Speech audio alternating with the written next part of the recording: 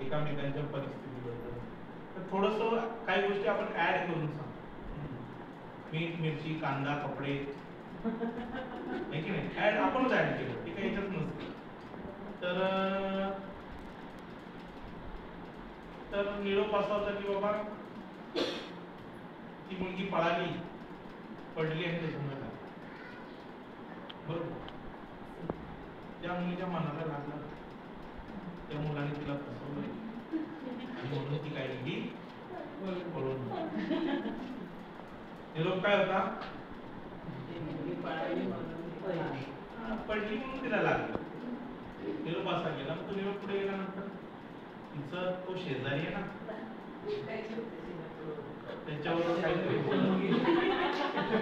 आणि म्हणून त्याच्यावर काय केली, त्याच्यामुळे आईला किती लागलं असेल, आईला किती लागलं असेल.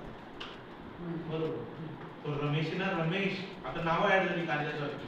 रमेश आहे ना, तो सविता बरोबर पळून. अरे रमेश कोण, ते हे असे निरोप असतात.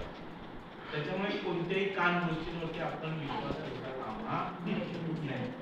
कानाने ऐकलेली गोष्ट डोळ्याने काय केली पाहिजे, बघितली पाहिजे.